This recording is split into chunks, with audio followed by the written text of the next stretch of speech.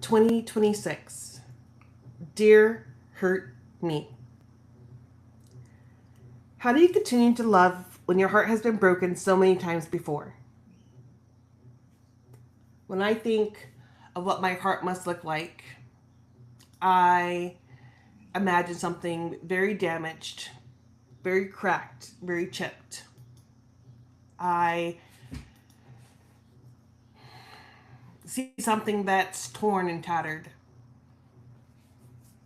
bruised, used, thrown away.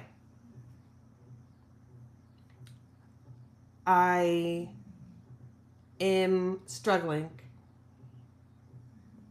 because something that should make me extremely happy is making me feel very sad. I titled today's podcast Dear Hurt Me when what I'm really feeling is unloved. But I know I can't say that. I'm going to say, hey, dear unloved me, and I'm going to get messages saying you're loved and you're wanted and you're cared for. And it's not that those messages are untrue. I just don't feel that way at the moment. I feel very alone and scared. And I feel like I'm having to be extra cautious what I say to people because I can see that I'm upsetting others, although I have no intention on upsetting them. My words seem to be landing harder than I want them to. Since finding out that I got the job, I have asked 3 different people if they want to come with me. And each of them, for their own very logical, very precise reason, said no. I don't hold any ill will against that. I don't think that was the wrong choice on their part. I understand why they did that. It makes a lot of sense. And even though logically I understand it, it reminds me how alone that I am. And I guess I say that because I make choices typically based off of what's best for somebody else. I rearrange life a lot of the times based on somebody else. I'm not bitter about it. It's who I am. It's who I've always been. I don't know how to not be that person. I enjoy it for the most part. But today I was talking to a friend about it, and I made a comment about how I had asked 3 people to go with me, and I don't think the comment came out the way that I meant it. It seemed to have landed hard because the response that I got was, well, only one of those people should have said yes. And while I understood what they meant, what it felt like was that I didn't deserve anybody else to choose me. And that hurt. I don't really want people to uproot their life for me. I don't think that I'm worth that.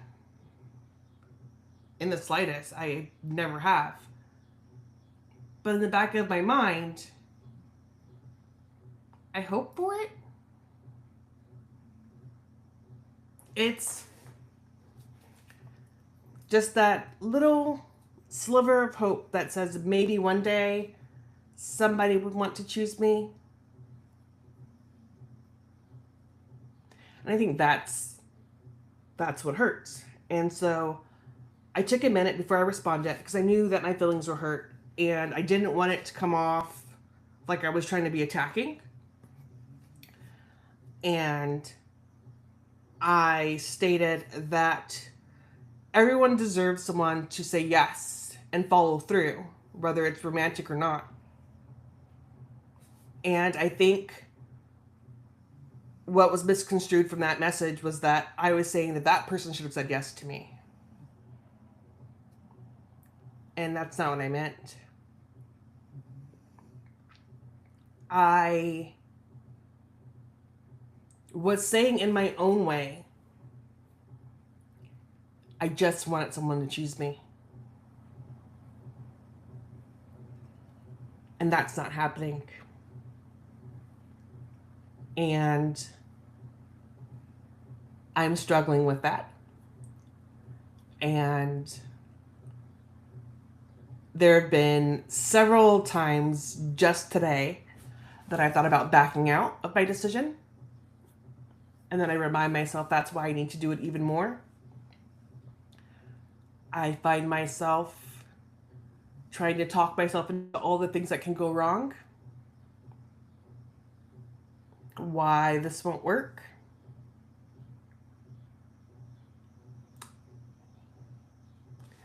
The hurt me knows how to scare me back into submission where I should be. Hurt me doesn't let me live. She keeps me afraid enough to stay where I am. No movement.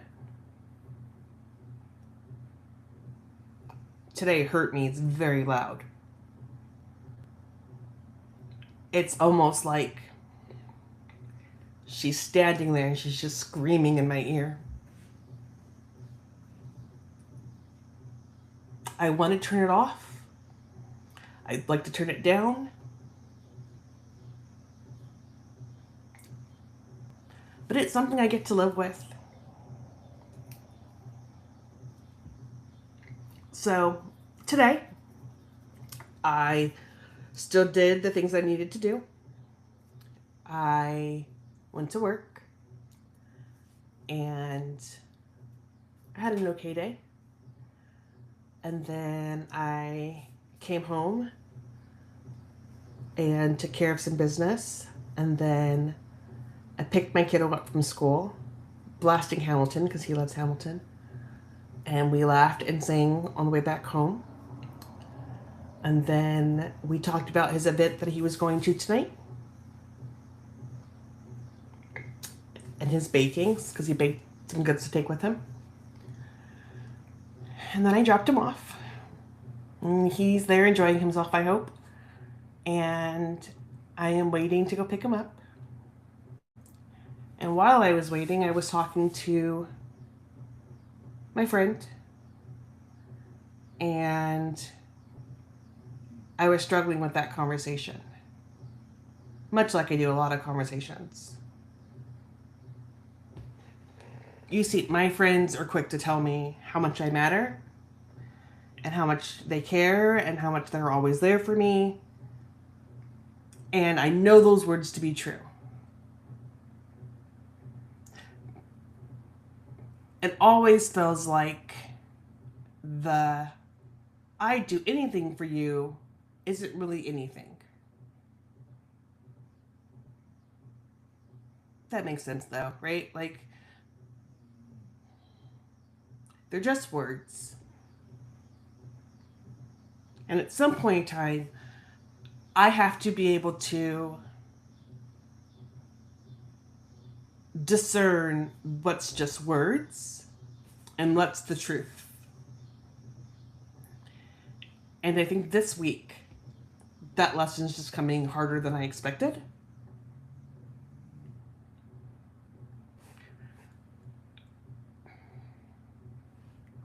I like to think that I'm important to people. I'd like to think that I am meaningful and I've done something in their life to make them appreciate me being around. What I feel like now is that I'm just gonna disappear in the abyss and nobody's gonna notice. I will just have been someone they knew at some point, if they even remember.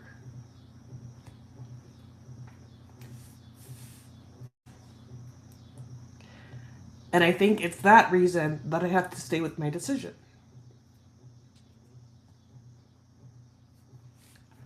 I need this, and I know I need this. And I know that it's going to be really hard to walk away. Because this is what I know. I've lived this life for 13 years now.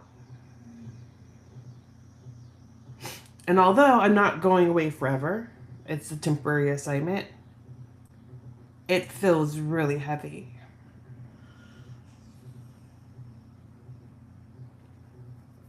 My birthday's coming up, and at this point, I'm not excited about it. That's a big deal. I'm always excited about my birthday, since I could remember. But now it just makes me sad. Who am I so suspended with? Will anybody remember? Do people only know about my birthday because I constantly talk about it?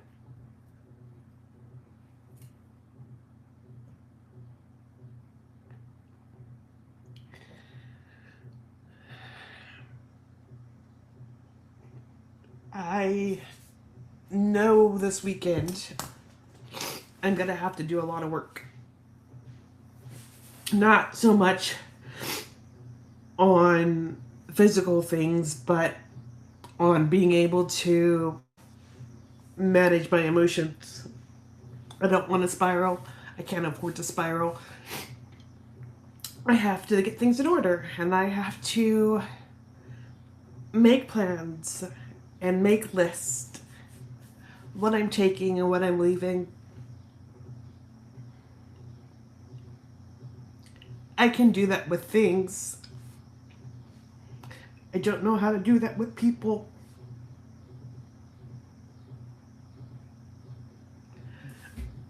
I keep wondering how I can keep putting myself out there when it always ends so horribly. To me, that sounds like the mental illness. That you can get hurt over and over again and still try. If anything ever makes me question that something's wrong with me, it's that. That I continue to give people chances, and I continue to hope they'll show up for me. That they'll choose me, that they'll want me, knowing that I rarely choose and want myself. And this time I'm doing something different. I'm rewriting the story. And I'm hoping that the ending is going to be something worth waiting for. Even if right now it just hurts. Even if right now it just makes me unbelievably sad. I think that is the hardest part of getting better. As you get better, you walk away from the things that make you not good to begin with. The things that make you sad or sick, despondent, lethargic. It's like its own high.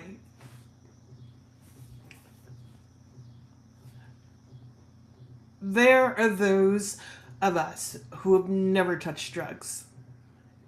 And yet I feel like we are experts in withdrawal. We are so used to the hurt and the pain and the chaos that it's harder for us to let that go than it is for us to get ourselves together and be strong and walk away.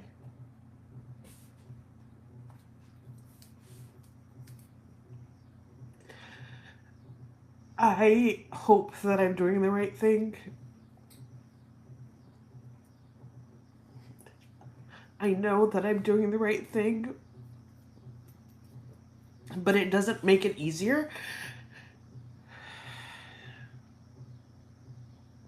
It makes it scary. But if if it's worth doing, I have to try. And for me, this is worth doing. The benefits of doing this outweigh the loss. I will get to see my dad,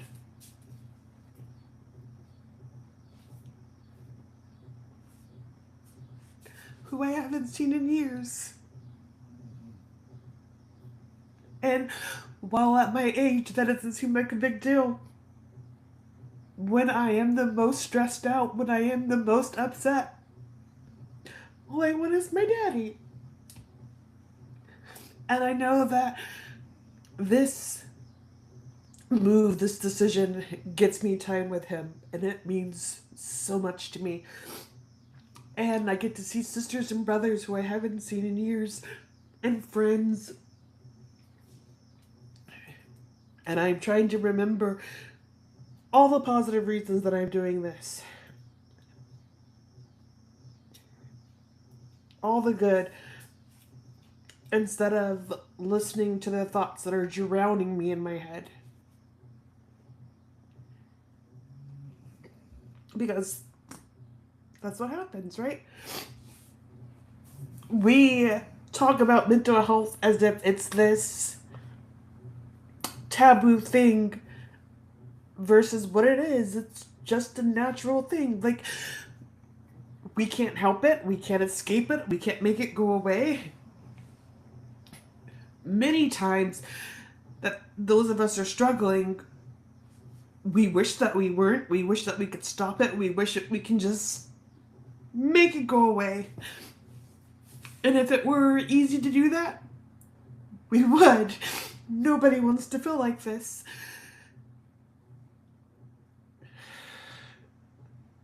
But sometimes we do.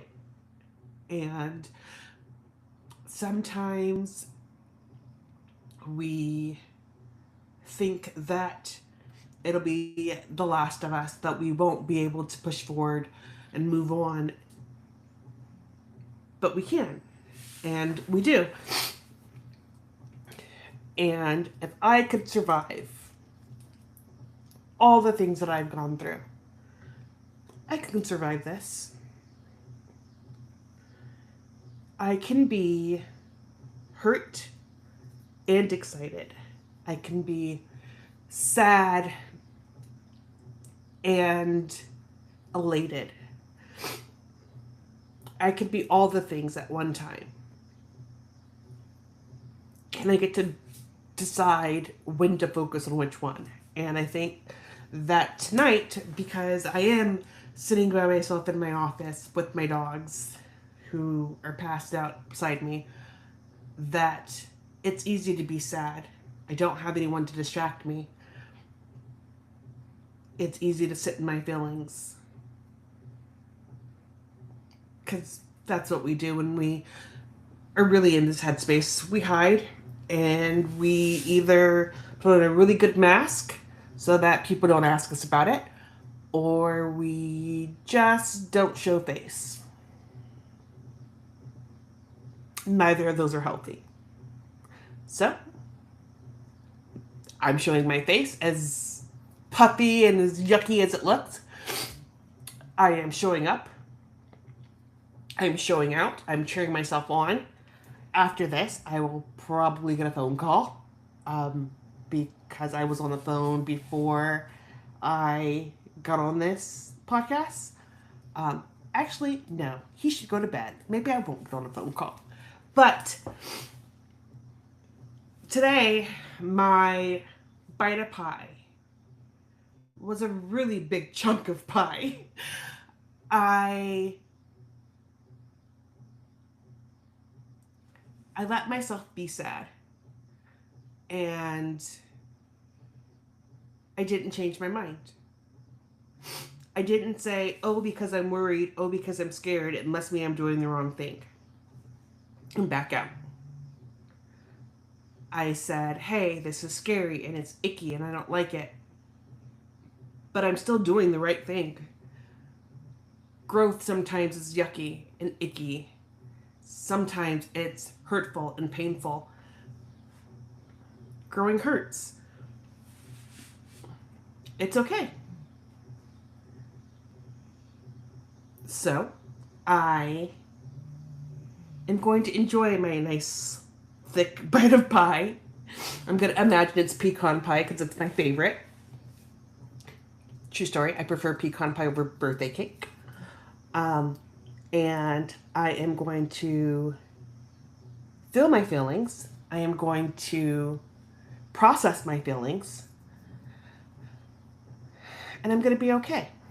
And I don't have to be okay now or 2 days from now or 3 days from now. It's not a race. I can feel better in the next hour and still feel just as sad when I go to bed tonight. I'm allowed to do that, and so are you. Don't let anyone tell you that your emotions have to come at a certain time and stop at a certain time. That's not how they work. That's not how it works. If you had talked to me earlier today, I seemed fine. Just bouncing around and talking about TikToks because I get some funny TikToks in my FYP. That's how life goes. We are human with emotions, and they don't always look the same from moment to moment. It doesn't mean that something's wrong with you. So I need you to just remember, today is another page in your story. It doesn't have to be perfect. It just has to be written. And before you close your journal tonight, ask yourself, what was your bite of pie today?